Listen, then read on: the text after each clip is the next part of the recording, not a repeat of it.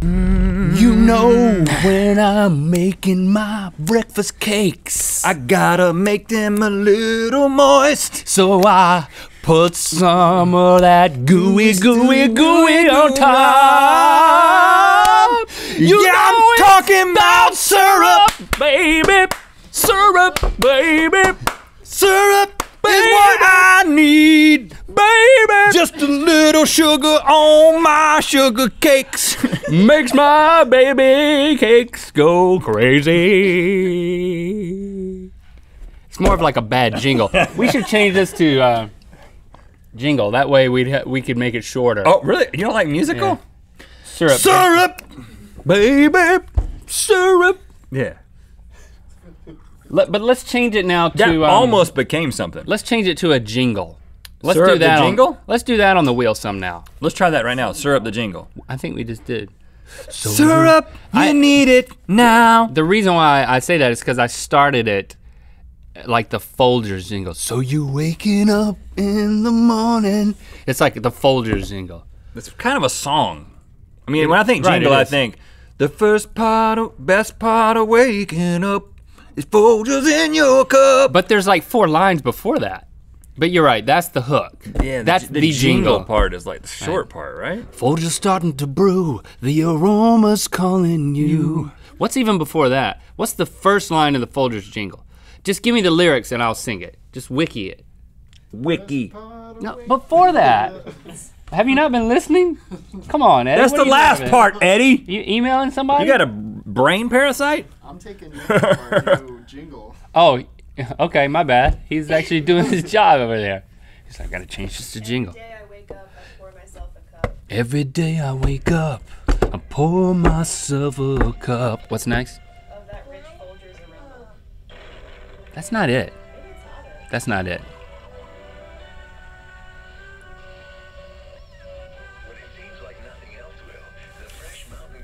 I gotta do this. I gotta do this myself. The more modern one. Paul Stanley, Folgers. We got 2 more parasites we want to talk to Yeah, y'all while you're about. finding that out, you want to talk about the crazy cat lady first? Yeah, because after the thing that you're gonna show me that I have not seen and I don't want to see, You're I'm gonna not have to gonna go be able to bathe. unsee it. You got to go bathe. I'm gonna have to bathe. Bathe.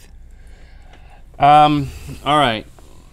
I didn't really dig into this one after you guys told me about it, so bear with me here.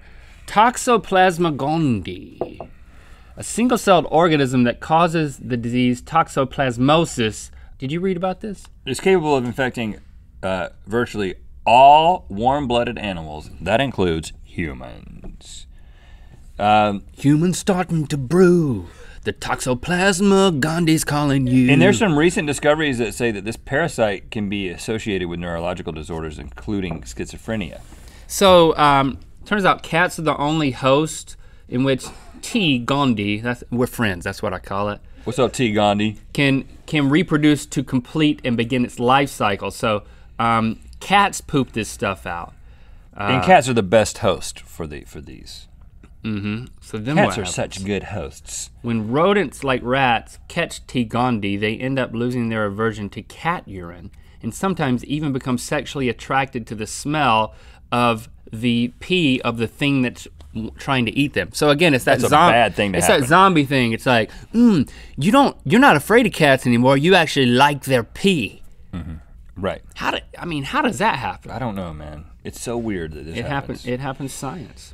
And this reduces So they get eaten by the cats. It also reduces and then their they reproduce in reaction the cat time. gut. It reduces their reaction time. So not only are they attracted to the pee, they can't get away from the pee, and then the cats eat them, and then go back in and start the whole process over again. But because this can also infect humans, there are some people theorizing at this point that this may be what makes a crazy cat lady. And that's Someone who likes the smell of cat urine and That's not surrounds like them with a cat. That's not a mean-spirited joke. It's not. There's scientists. There's scientists who are theorizing this. There's scientists who are putting like posts on Craigslist like cattle call for crazy cat ladies, which is confusing because they're showing up and they're like, well, you have like cattlemen showing up. Yeah, right. because you can't put cattle call in a Craigslist That was a mistake. ad. You should just put calling all cat ladies. Yeah, you shouldn't say line crazy up- because then they won't come. Right, just calling all non-crazy cat ladies. Show up here. Cat lovers everywhere. Cat lovers. If you have 8 or more in your home and you eat their feces, I guess. I don't know what is that. No, how do you get it? I think you just are attracted to the urine. Link, I'm about to show you cat something ladies you are will not attracted be to the able urine? to unsee. But okay? just to close the loop on this, the scientist hasn't reached a conclusion. It's inconclusive. But we have. This is why cat ladies are crazy. CDC says more than 60 million people in the United States are infected with this parasite. 60 million people? 60 million in Also, the United States. There's only 70 million people here, so that's the majority. Most recent research says that infected men tend to be more suspicious, withdrawn, and prone to breaking rules, while infected women are more trusting, outgoing, and law-abiding. So cat ladies and cat men. So cat men, How do you find out Are if you're what? infected? You can be tested, I think. In the same way they test the cats. Do you think you should be tested? because why? Because I'm not a law-abiding citizen? Cat men do what? Suspicious, withdrawn, and prone to breaking rules. Prone to rule breaking. As you think Sounds about like that, my 5-year-old. Like yeah, he's like, get him he's like- tested. He's like, where are we going, Dad? It's like, it's like, are there gonna be any laws there? Because I might break them. And don't take my picture. You know, he's like suspicious. And the cat ladies are like really, the opposite. Yeah. That's weird. That's weird. Okay, I'm going to tell you about the green banded brood sack. All you really need to know about this is that these things go inside of snails, and How do they get inside the snail? they poop. Snail eating poop again. You know, man, poop. Birds, but the whole bird poop system. I thought you said they went through the eyeballs of the snail.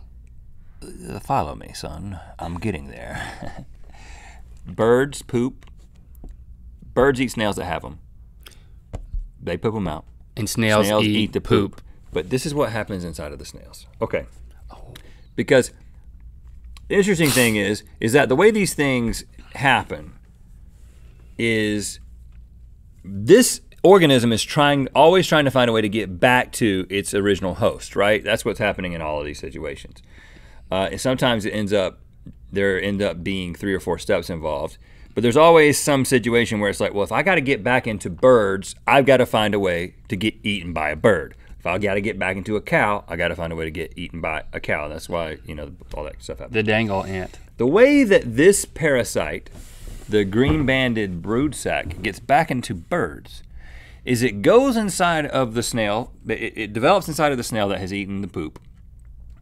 And snails have eyes that are all these long tubes that, those things on those are not antenna on a snail, that's an eyeball on a snail.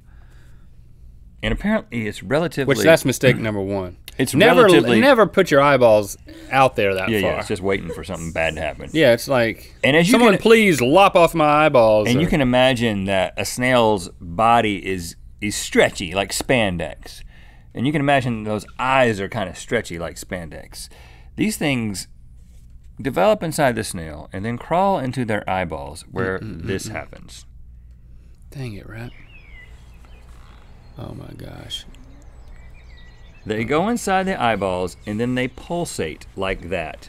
They also make it where it can't really see and it's not sensitive to light, so it goes out when it... Are the eyeballs normally that big? They're normally really small, They're right? like this teeny. It's stretching them like I'm talking about, man. Oh my That's gosh. inside the snail's eyeballs. Oh, So it can't see, so it goes out into the light. And then it does this, and it says, eat me, eat me. It's doing the birds eat me dance, which we're all familiar with. And then the my birds gosh. come by and eat it. so it never... This is nature, guys. It never Deal with it. It never leaves the snails.